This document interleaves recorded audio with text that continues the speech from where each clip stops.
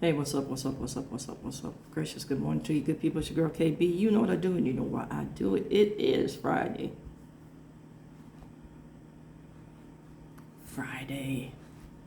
It's July 17th and it's 3:46 in the a.m. I want to share something really quickly because I have to get into my familiar battle cry. I have paperwork to do. Thing I want to get into. I heard something the other day that just resonated with me, and I've been thinking about it ever since I heard it, and I'm going to share it with you. Maybe you feel like-minded. I know, like I said, it resonated with me, and it has to do with the subject matter that I deal with on a regular basis, and that is deeply ingrained in systemic racism. People talk like it doesn't exist.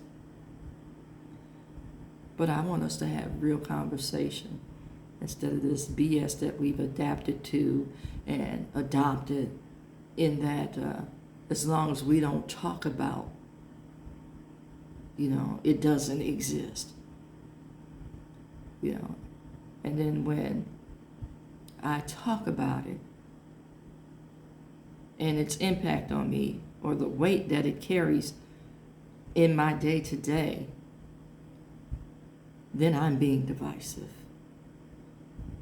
Okay, so the person that said the statement said that, first we have to teach white folks how to talk to us, because they are so used to,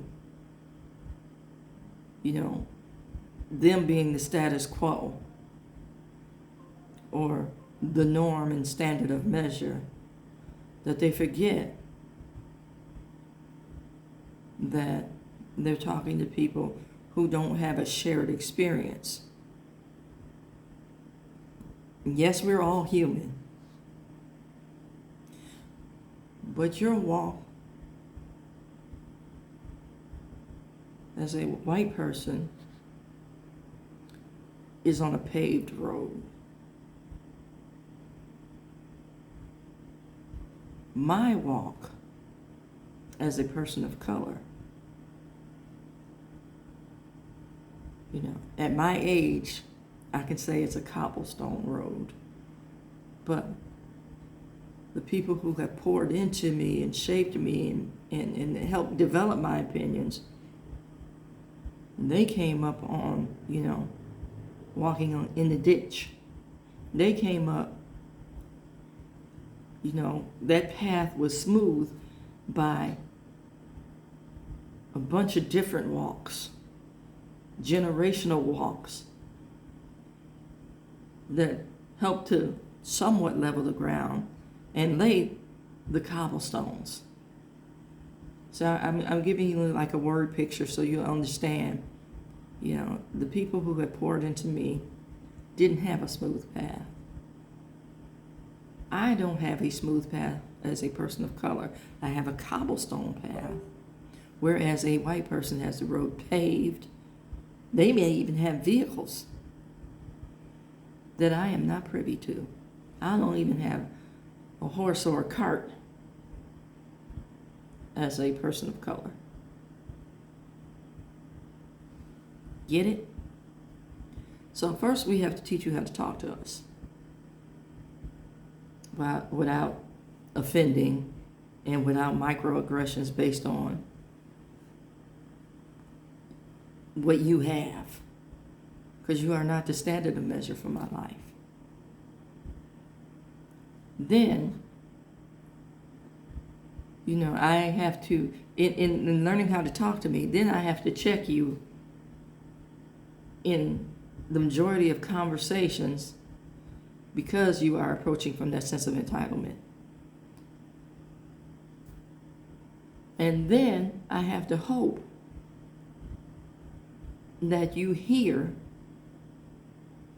what's being said and not retreating to that place of fragility. Because, baby, I've dealt with my fair share of white tears this year. And the year ain't over. But you said, yeah, I also said,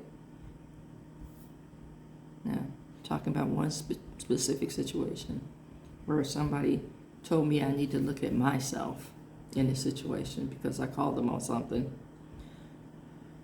And they said, well, you said, and then they laid out what I told them. Like that was going to remain a constant if they continue to do what they do. No, I'm not going to roll over it and just ignore all the stuff that leads up to this, because I told you early on, I'm going to need you to hold on to the energy that you present,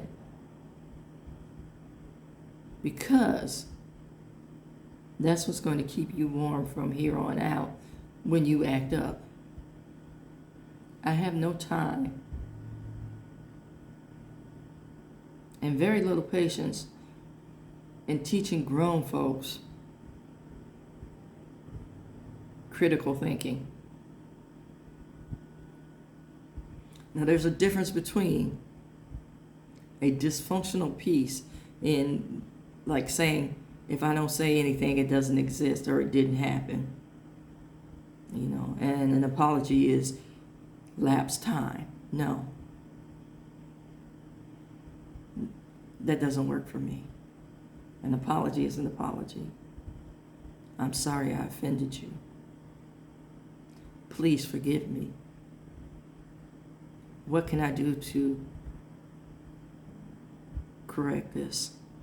See, we never get to the restoration part in apologies. We do the socially acceptable, I'm sorry, please forgive me. If we even say, please forgive me, it's just, I'm sorry, or I apologize.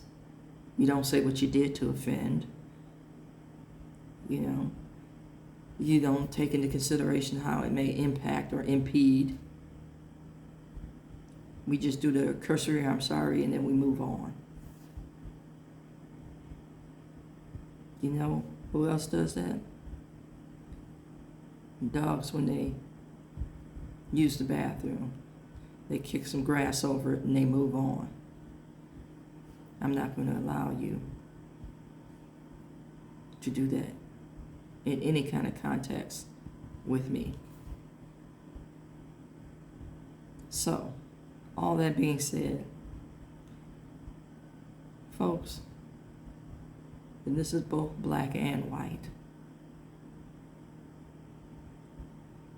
we need to look at safety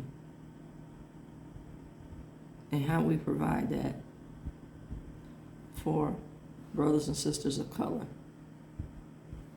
when we know that they are in white spaces. And I don't know what the outcome is going to be of this Nolan Wells situation. And I'm going to continue to say this brother's name because the narrative is being controlled. And it's just another example of the need for safety in white spaces. Remember that phrase.